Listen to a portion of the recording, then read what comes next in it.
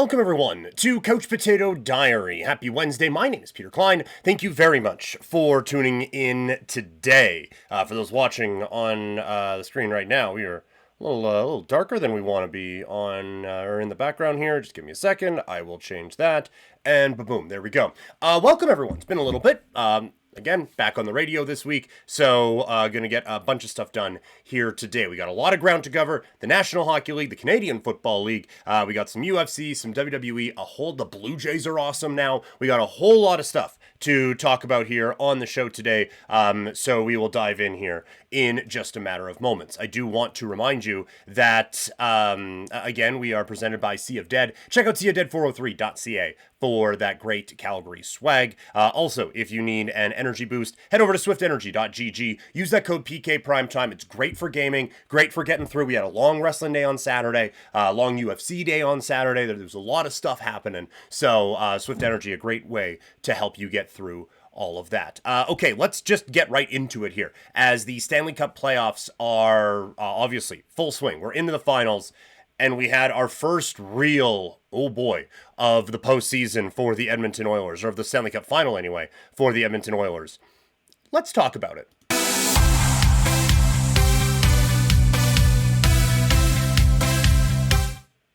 The Edmonton Oilers really fell into the Florida Panthers trap, I should say, in Game 3 of the Stanley Cup final. And that has to be one of the most concerning performances the Oilers have had in a very long time. When you think about this Panthers team and what their motives are, for the Oilers to have, let's just call it what it was. This was a meltdown. This was a complete and absolute meltdown from the Edmonton Oilers, and the Panthers loved it. They were laughing at them at points in this, right? Like Gadjevich was pointing and laughing at Corey Perry and getting the exact reaction out of him that they wanted. And it was one thing for some other teams to fall into this. We talked about a little bit with the Toronto Maple Leafs. Okay, maybe they've matured. They haven't fallen into these traps, and then they fell into the traps. And Edmonton, though, this was the business-like approach. We know what to expect. We know what we're getting. We're not going to fall into it. And they did. The Oilers get 85 minutes in penalties in game number 3 and just completely fall apart. The Panthers dragged this game into the style that they wanted. And I know a lot of people out in Edmonton are complaining about the officiating today. I don't think this has been a very well officiated series, and we'll talk about the refs a little bit more in a little bit here. I know this hasn't been just like the perfect series from an officiating standpoint, but you cannot let it get to you that way. This was, again, meltdown is the only way to describe it. An awful, awful showing from the Oilers. And are some of those calls frustrating? Yeah, like the first Kane cross-check in front of the net. That's pretty soft. I'd be upset if my team got called for that in January. So to call that in June is quite the thing. But the one in the corner on Nurse, like he gives him 4 whacks and then he finally takes him down with a cross-check. This is a penalty. You know, and too many men. I get that was a point of contention from from Oilers fans, but it's a penalty. And yes, they missed it against Florida. They didn't miss it against you. Tough. You have human error in this. Sometimes it's going to happen. I will not hear the NHL just wants Florida to win this, because I will say this once, Oilers fans. If the NHL was in the business of rigging stuff, y'all wouldn't be playing right now, okay? You think if the NHL was in the business of rigging things, they would have let you get by the Kings when it was very reasonable to believe that the Kings were going to beat the Oilers in the first? No. And then, if it got to this point, if they really didn't want you to win the Stanley Cup, you think that Dallas isn't going to get 115 power play opportunities if we're really playing that game? Also, if we're playing this is rigged against the Oilers thing, maybe they don't wait till double overtime in a game where the Oilers already had 6 power plays. So, I'm just not listening to that argument. Is it frustrating? Sure it is. Did the Oilers need to handle that better? Of course they did. But even before the meltdown, I think it's important to remember that this game 3 was controlled by the Florida Panthers. That this was not a strong performance from this Edmonton Oilers hockey team. They did generate a few pretty good looks offensively, and Bobrovsky was fantastic. And I think that added to Edmonton's frustrations, that we are feeling like we're on the wrong side of this thing. We are creating a few chances, and then that asshole over there keeps stopping them, and it builds and it builds and it builds and it builds and it builds. Would the Oilers have problems with how this was officiating if they were up 4-1 in that game? Probably not. I don't think so. So I think that really added to some of it. But defensively, it's a lot of puck watching. It is a very bad thing that they are doing this, because it's catching them now a few times. That there was a couple opportunities where it's some good puck movement down here, and then all of a sudden it's a quick boom and it's a pass across, and you had 4 Oilers on the other side, and now you have Verhaeghe, one of the more dangerous goal scorers in this series, wide open with half the ice to himself, and he's able to get that goal. It's a lot of puck watching right now from Edmonton, and that's not how you can play against this team. They are way too good at moving the puck and creating some opportunities to be able to puck watch. And think about how the teams have adjusted here. Edmonton got caught puck watching a couple of times, and then they kept puck watching. Florida, there was one play set up where Edmonton, it's that high cycle they run on the power play where you have McDavid and Nuge kind of do a little do-si-do up at the top of the zone, and it caught Florida in exactly the way that they wanted it to, where one guy peels off and follows Ryan Nugent-Hopkins down because he's a dangerous player, and then one guy follows Connor McDavid around because how could you not? And all of a sudden, they cycle it back to Bouchard, and he has like 90% of the zone wide open. He looked like he was loading to take a shot. It's like, oh, well, I can get closer because the other two guys are worried about net front coverage. So he just walks in basically to the high slot and lets a great point-blank shot go, and Bobrovsky makes the save. Next time around, when Edmonton tried to set that up, Florida just stayed disciplined, stayed where they were supposed to, and did not give up those same sorts of opportunities. So the Panthers were learning where the Oilers weren't, and that really cost them in this game. The coverage in front of the net, not great either. And like Ekholm is battling with Bennett, and it leads to a goalie interference, whatever, a couple of games ago, but it's still has been a little bit too easy for Florida to get to the front of the net and cause problems for Skinner, which is the exact way that they're going to have success in this. And because of that, Skinner wasn't very good. There's a couple of them that, like the Verhaeghe shot, like that's taken out a building. But there were a couple of times where he should have had that, and he didn't. And Bobrovsky at the other end was stealing this game for the Panthers. And Skinner, I'm not saying he is not the reason they lost, but he was not part of the solution either. They need him to be a whole lot better going into game 4. But, I mean, really everything that the Panthers did kind of turned to gold. They dragged the Oilers into the muck, which is the thing that they want to be doing in this series. And they were able to execute that perfectly. And the reason they were, talked about it before, Bobrovsky was fantastic. I think that is going to get lost in all the hubbub around Game 3, but Sergei Bobrovsky was borderline brilliant in Game number 4 and really created a lot of opportunities for his team. In Game number 3, created a lot of his team opportunities for his team because of that. And then a real big way that this went the Panthers' way was they had a few guys who were off to slower starts in this series, and they woke up. There's a lot of talk about Barkov. I'm not worried about Barkov. He's playing against Connor McDavid every night.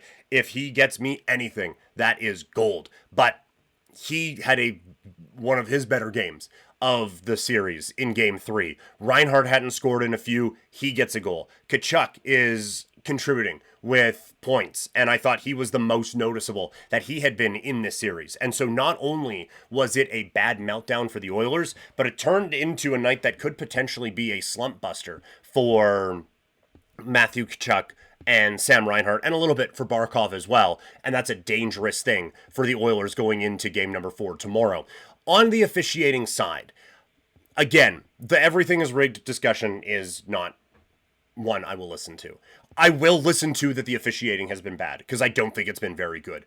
I think that they are trying to get control of this game and of this series early with all these penalties in the first period, and all they are doing is letting a lot of frustration build up on both sides and just making the situation worse. There are some penalties you have to call. High sticking behind the net, like that's a call. But the cross-check in front, you probably could have let that one go. And a couple other ones, you can probably let that go. I do think that the officials are trying to be like the Billy Badass out there, and we're in control of this game. And it's not working. And it is having the exact opposite effect of what they are hoping to out there. So we will see what comes out of this. There was obviously 140 minutes in penalties in that game. The Oilers were 5 minutes in penalties away from setting a Stanley Cup final record. And when you think about how this sport was played before, that's kind of insane. So we'll see what turns, I guess, the officiating take coming into game number 4, which happens tomorrow. We will have much more coverage on Couch Potato Diary here of the Stanley Cup final with a preview coming up on tomorrow's show. Also, just want to send out a quick reminder. Greatly appreciate everyone who's supporting the show, watching. If you could hit that subscribe button, would mean a lot to me as well. Also, wherever you are watching this, when we go live, it's on Twitch. Here on YouTube, we go live as well. Here on the page, there is a tip link. It's also in the description for this. If you want to support the show financially, that would be greatly appreciated. I know times are tough for a lot of people. So if you want to help out, if you can help out and feel the need, there is a tip link there. I would greatly appreciate that. So the cats and dog, but me as well. Let's move to the world of the Canadian Football League, as we have now 1 week in the books. One data point that we can dive into and really get ready for. So let's recap it, shall we? And for the first time this year, we take our first step into the Rider Happy Hour.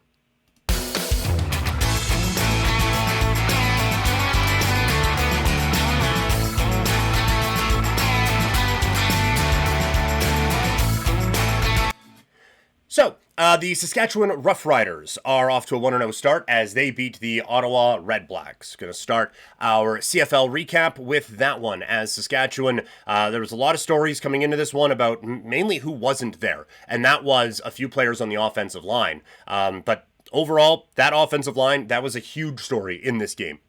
To have the injury with McEwen in the preseason and then have another injury as the game went on, that's a real challenge. But Harris was kept very clean. And then Thomas Bertrand-Hudon had quite a lot of room out there to move. And I think all of that is a credit to the fantastic work of the offensive line for the Saskatchewan Roughriders to be able to push that forward and create those opportunities for their team. So a huge boost for Saskatchewan getting that offensive line to play effectively. And then it led to the Bertrand-Hudon coming out party.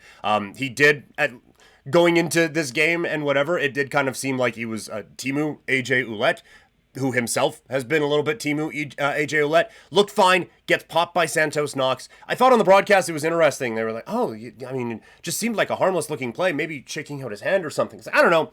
He seemed fully unconscious on the field for a second. So that, not a doctor, kind of think that might be what the problem is. But nonetheless, Bertrand-Hudon came in, he started out effective and was effective all night. This Riders team, one thing that has certainly carried over into 2025 is a desire to run the ball on first down. And Bertrand-Hudon really set Saskatchewan up in a way that they could have success there and then pass the ball around. Using the kind of success rate that we use in football, in NFL, analytics and everything like that, of a successful run being a run that gets at least half the yards to gain until you get to, in this case, it'd be second down. He had 7 of his 14 runs were graded successful. So a very, very good start for him. And now they've added Kadeem Carey into the backfield. So I think there's a little bit of excitement right now out in Saskatchewan around that. And then the passing attack showed up. Trevor Harris was dialed in. Samuel Emilus was electric and really showed that he has the stuff of a number one. He just needs to be consistent with it now. I brought this up in my reaction piece over on 3 Down, which again, I'm doing that every game now. After every Rider game, I'm going to be over on 3 Down Nation, giving my thoughts on what we saw from the Saskatchewan Roughriders. But I had this in there. Last year, Emilus had more games with under 30 yards receiving than he did with over 100 yards. He is a very talented guy, obviously. And I do think that there has been a bit of a leveling up. It's only 1 week, but he had a very good sense of the coverages against him and how to exploit them. And then a couple big runs after the catch make this a very big game for him. But he has the body type, he has the skill set to be, I think, a really effective, contested catch guy. He can be a very reliable second down conversion guy, and he can be a dude who can take the top off the defense. That seems like a pretty well-rounded receiver to me. So a lot to be excited about with Samuel Emelis, and if he can take another step this year, that is a huge boost for Saskatchewan. It is a deep receiving room, though, and so there will be weeks that he isn't effective in the passing game, and you saw a couple of other guys stepping up here this week, and so we will see how that kind of progresses, but you have to feel excited about that. Anyway, defensively, they did struggle late, but I thought they stepped up when they needed to. There were a couple of really bad breakdowns that allowed Ottawa to get back into this game, but overall, I like how they adjusted to that. And I liked how different players stepped up. Like, you look at how this game started and how this game ended. And that's where the problems were for the Riders. And how the game started was Ottawa just carved them up. It was just short pass, short pass, short pass, short pass, short pass, touchdown. And that was a problem. And then Ottawa kind of got away from that. But I do also think that Saskatchewan's like, all right, fine. We're going to just try to run forward, drop everybody back into coverage, and try to take some of those passing lanes away and see if we can make Ottawa just be that patient all the way up the field. And they weren't. They tried to do some trick plays. It didn't work. They tried to run the ball, which never works against Saskatchewan. Tried a couple deep passes. That didn't work either. So they really were able to just kind of outweight Ottawa and force them into a few difficult situations. Then Ottawa starts to pick the tempo up again with a few of those underneath passes, getting those chunks, moving the ball downfield, so they make the adjustment now, and now the pass rushers' ears are pinned back, and they get sacks on 3 of the last 4 drives of this game that help seal away a Saskatchewan victory for them. So I think there is a little bit of Saskatchewan taking their foot off the gas. I think there is a little bit of being just kind of the Bruce Lee, flow like water with that defense. And overall, some very good adjustments made from Corey Mace. I think everyone's kind of figuring out where they fit in, and I think this is going to be a dangerous defense to play against one more time. The run defense is still elite, and that's going to help out this secondary as the year goes on. We'll see what happens with Milligan's injury, but they, once again, held one of the best running backs in the league, William Stanback, to minimal gains. And so again, Ottawa is now in second and long situations, and when you are one-dimensional against this Saskatchewan defense, it becomes a very big problem for you.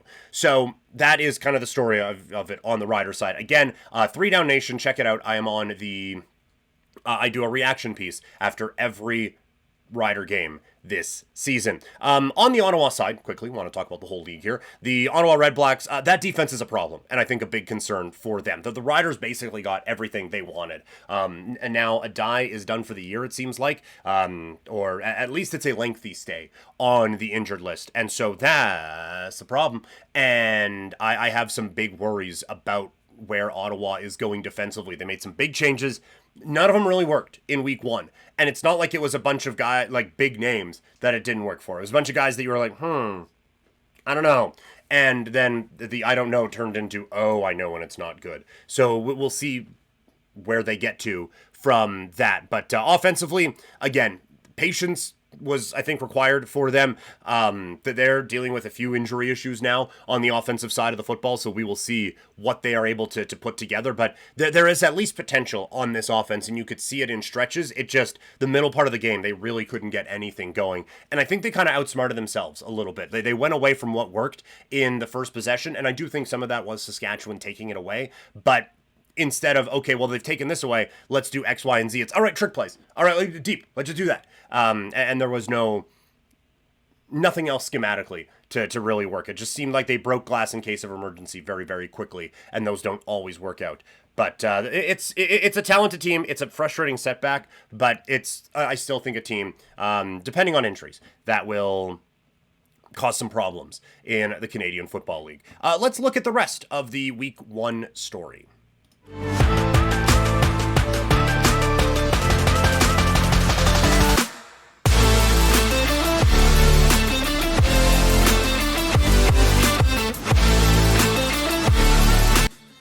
So, the Riders and Red Blacks opened Week 1 in the CFL, but what did everybody else do? Well, for Toronto, not a whole lot, as they fall to the Montreal Alouettes. It is almost as if Nick Arbuckle isn't a consistent option at quarterback. He didn't look great in this game. Couple deep throws that find their home, but it's a lot of rushed throws. It's a lot of inaccurate throws. It's a lot of bad reads, and just overall not fantastic quarterback play. Now, against a very good defense in Montreal, but the numbers through the air weren't great, and then they didn't help him out at all on the ground. They just abandoned the run game to try to get back into this game, and it didn't work. So this is like, you're not going to catch me saying a whole lot of great things about Chad Kelly on this show, but he is a better quarterback than what we saw from Arbuckle in week 1. It's just a matter of getting him up to game speed in time. For Montreal, this team's a force. Like, they just have so many options at Alexander's disposal. His escapability was on display in this. Like, Philpott and Mack are their two best receivers, and they had kind of quiet games. Philpott does get the touchdown and almost had another one. But both him and Mack, I think, were around 50 yards. This is, and they still had quite the onslaught. They were very effective on second down. They were in a few second and short situations because of how well they ran the ball, but that really stepped up at the end when they were sealing this game away. That's when Sean Thomas Erlington stepped up with a bit of a breakthrough performance on his end. So it was a lot of what we expected from Montreal in week 1. The offense looks dynamic and terrifying to play against and difficult to defend, and maybe they ran the ball better than we thought they would. Defensively, they can get pressure basically anytime they want, and when that happens, they have a ball-hawking secondary that is just torture on opposing quarterbacks, and that combination is elite in this league. So full marks to Montreal for how they looked in week number 1. Hamilton taking on Calgary. This was probably the surprise of the weekend, as it was exactly what Calgary wanted to see from Vernon Adams. No passing touchdowns, but he was electric. He was keeping plays alive. He was pushing the ball down the field, which was something that was desperately needed here in Calgary. There was just nothing for him to, nothing that he wasn't doing that they didn't want him to do. It was a fantastic, fantastic performance from Vernon Adams, lighting up this Hamilton defense. He is such a game changer and just a real spark to this team. And a big part of this is, now look, like Barnes, he gets open and it's a 65-yard reception from Vernon Adams, who just did like 8 magic things and then found him.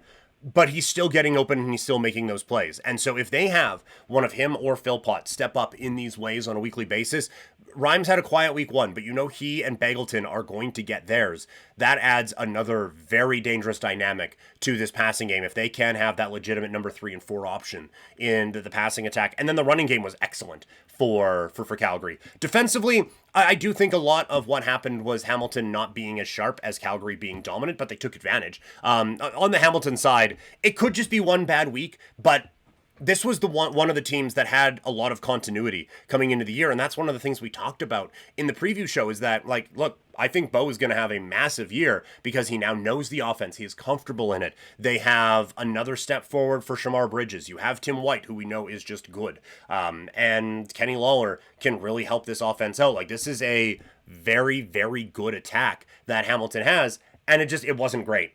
There was a lot of sloppiness, a lot of drops, and just a lot of poor play from Hamilton on the offensive side. So I think it'll come around. I think it'll be fine, but this was supposed to be it's fine right from the get-go, not working your way into it. On the defensive side, I think it could be an issue again. They were able to maximize things when Chris Jones came over as defensive assistant or consultant or something like that, and then, oh, look at that, he's the defensive coordinator now. He's gone, Munson's in, and I like Munson as a coach. I think a lot of him as a coach, but this was a concerning showing. Now, Vernon Adams is very good, but, I mean, up next for them is a game against Saskatchewan, whose offense is also very good. You're facing good offenses here. You're going to have to play Montreal a few times this year.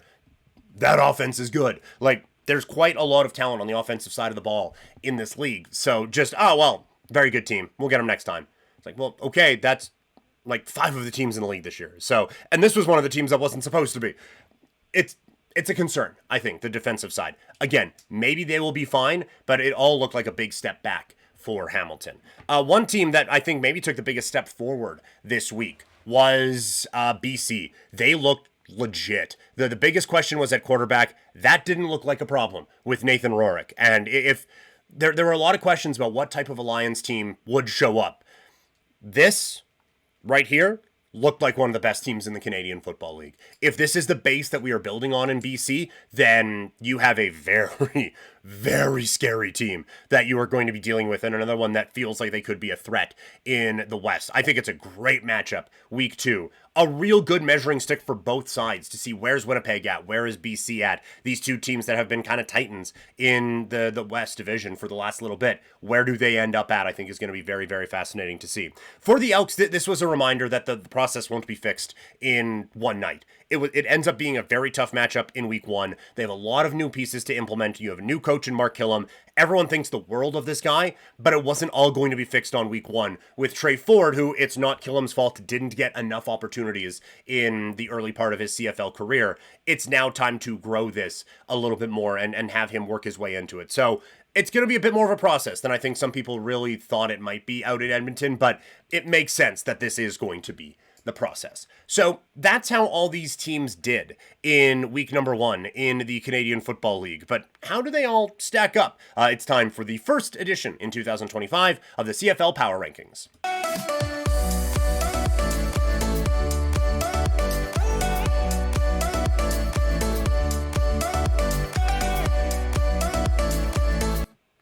The CFL Power Rankings are here. It is after week number 1 in the Canadian Football League, so let's run through them, 9 through 1. At number 9, it is the Edmonton Elks. I think, like I said in the recap, this was a reminder that this is going to be a process. This is going to be a time to kind of work through everything and, all right, let's piece some stuff together. This isn't just, all right, we brought in a bunch of new things and vibes are great, let's go. That wasn't this. This was more, all right, let's see what we have to work on. Let's put the pieces together, see how we have to adjust, and move forward. I don't think Edmonton is going to spend a very long time here at number 9, but for this week, that's where they are. At number 8, it is the Toronto Argonauts. That was a concerning offensive performance from Toronto against the Montreal Alouettes. And yes, things will probably get better when Chad Kelly gets into the lineup. But that might be a little bit, as, again, he just started throwing last week after missing the entire offseason with a broken leg. So, it's the CFL, there's time. But, for now, they're the second worst team in the league. At 7, it's Hamilton. They were a team I was very high on coming into the year, and so part of this is I'm just upset about how wrong I was. But I think that they have a lot of weapons and a lot of things to be excited about. I just thought that they would hit the ground running better than they did in week 1. And there are some concerning parts of the defense as well. So I just think that there is enough there to be concerned about that Hamilton has to be down on the list. At 6, it's Calgary. This is the I don't want to overreact to week 1 portion of the rankings because I liked a lot of what I saw from Calgary. I still have concerns about this defense that I don't think were exploited by a Hamilton team that was working through some rust. So I'm not going to dive headlong back into the Stampeders dynasty is back or anything like that, but it was a good showing, and this is moving up from 9 to 6 in my personal rankings. So it's a move up for Calgary. At 5, it's Ottawa. Some concerns about how they performed in the middle part of the game. I really like the talent on this team. I do think you have to lower the floor for them a little bit because the defense doesn't seem to be as fixed as maybe I thought it might be, getting a little bit healthier and things like that. So we will see. Probably should have them below Calgary, honestly, but I had them so far apart coming into the year, I couldn't justify that big move right away. Into the top half of the CFL Power Rankings here this week. By the way, if you have any disagreements on this and you're watching on YouTube, let me know in the comment section below where you think everyone should be. Make sure you follow this video so we can debate this with a number of people out in the world. Number 4, the BC Lions. It was a great first week. It felt like it answered a lot of questions. Mainly, the only thing I want to see is can they do it again? I think the world of the talent here. I think it's interesting with new head coach Buck Pierce and how they're going to progress. Obviously, the offensive side of things should be pretty locked down with a good offensive coach. Nathan Rourke is a fantastic quarterback. I think with consistency will come a lot of greatness from him, and I'm interested to see if this is what this team is going to be. They will test that this week against the number 3 team, the Winnipeg Blue Bombers, who got the bye in week 1. A lot of questions about this team. We talked about that in the season preview. There's still quite a bit of talent here, but it's a very thin line between veteran and old, and we will see how they walk that here when they get their season started in week 2. At number 2, it is the Saskatchewan Roughriders. Yes, this game gets a whole lot closer down at the end, but for a majority of this game, the offense looked fantastic, and the defense looked smothering again. Great combination for the Saskatchewan Roughriders, and so the hopes are high out with the green and white here this year. But at number 1, it's Montreal. Like, that defense just smothered Toronto in that game, and the offense has so many weapons that they can go to. Davis Alexander looked very, very good in week number 1, and so there is a growing sense that this Montreal team can be very dangerous now. And last year, they were basically a lock at number 1 for a lot of the season, and I have a feeling they might be again here this year. So those are my power rankings for the Canadian Football League after week number 1. Let's wrap up the sportsy part of Couch Potato Diary today with a little bit of baseball talk, as the Toronto Blue Jays offense has been rocking. It's been rolling. How they been doing, though? Is this sustainable? Let's talk about it, shall we?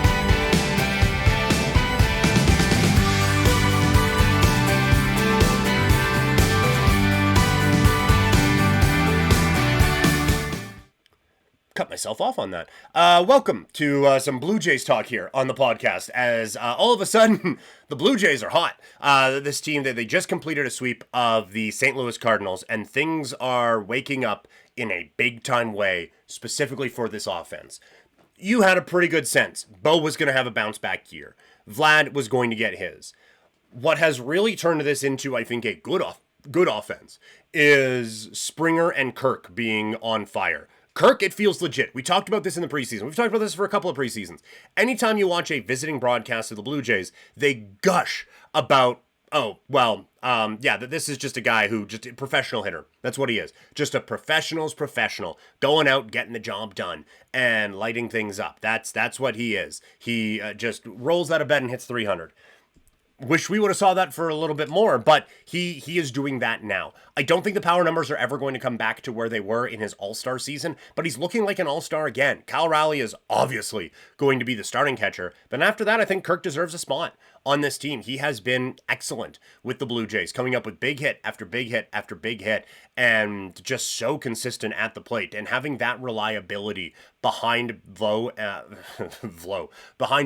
Vlad is so very important. And that one I think is sustainable. Springer, we'll see. I do think that he is being kept fresh by playing DH more. He has kind of figured out how to be an effective designated hitter and what keeps him engaged in the game more and more. He is making some very strong contact on some of these balls. And so I have really liked what I've seen from him. The big breakout is obviously Addison Barger, who one baseball said something to him one time, and now he is taking it out on all of them. He is hitting the ball so hard as this goes along. And this is why, like, some of the little call-ups last year, and you just give a guy some time and see, especially when the season wound down, because he came up and tried to hit the ball really, really hard, and for the most part, didn't. And I still thought there was quite a bit of talent in that guy, but he takes that lesson that he took from last year, implements a new game plan, lifts a few weights, and is now hitting the hell out of baseballs. It has been a phenomenal turnaround for him this season. And I do think that he's probably not going to finish 6th in exit velocity this year in baseball. I feel confident in that. But even when it falls off a little bit, he's hitting the ball so hard and has an improved approach at the plate to the point where I don't think the fall off is going to be that hard for him. So I think he has certainly raised the floor, and he has really raised the ceiling on what he can be. And then you're having big moments from other guys, like Lucas Clase the other night, hitting a big home run. They're coming up big. Clement has found much more consistency on the offensive side of things in his game. Like, there's a lot that you can be very excited about right now on this Blue Jays offense. How much of it is sustainable, we'll see. I don't think this will last forever, but I do think what it means is that the Blue Jays, and we have a trade deadline target piece up, the Blue Jays, I think, can go a little bit more big game hunting here. I think you have now at least enough depth that if someone gets hurt, you feel okay for a couple of weeks putting in a Clase, putting in a Lucas. But now that, Jimenez is back, you have Clement kind of bouncing around a little bit, trying to get Barger and everyone fit in there. I think this means you can go out and instead of, okay, well, we need a depth bat for this, we need a depth bat for that. You have those in the organization now. Go raise the ceiling of this team. Go get the Luis Robert trade that I wanted. The Devers one probably won't happen because he seems to have turned it around a little bit. Although, I mean, Boston hasn't, so we'll see. But go make that big splash and try to really push this team in there. And then all of a sudden you either have a bunch of young pieces that have raised their trade value, or you have improved organizational depth because of how well these guys have played. So I think it opens the door for the Blue Jays to be a little bit more aggressive at the trade deadline. But obviously pitching is the biggest concern. They don't have a number 5 right now. Francis is pitching in a way that really makes you question how low that floor is, because it is worse than you could even thought. And last year, like, he was one of their more effective pitchers at times last season. You didn't think that would continue, but okay, yeah, he's a fine number 4. That's all you need to get out of him. You're not getting that. You're not getting major league quality pitching out of him right now. And that is a major, major problem for this team. So I think that there is a lot that this team needs to be worried about on the pitching side. We'll see about Scherzer. They don't have a number 5 elsewhere in the organization. They've tried a bunch. It hasn't worked. But let's see what they get out of that. And then the bullpen is becoming more and more of an issue as games against the Cardinals become a whole lot closer than they need to, and leads get blown and everything like that. So there's some concern around this team right now. But at least they're still winning. Like, I painted a negative picture there, and there's a concern around this team. They're 8 games above 500. They are playing phenomenal baseball. They have just won 3 series in a row. Again, playoff team. Like, this is a team that is rolling here. So enjoy it, because I am, for sure. That is going to do it for this portion of the podcast today. Part 2 will be coming out in a little bit, focusing on the Ultimate Fighting Championship and the WWE. As always, we are presented by Sea of Dead. Check out cfdead403.ca for that great Calgary swag, and make sure you head over to swiftenergy.gg. Use the code PKPrimetime for 25% off to help out with the energy for your gaming sessions, next marathon sporting night, whatever you need. swiftenergy.gg will help that alertness and that focus. We'll talk fights next. Thank you guys. Have a great next few minutes.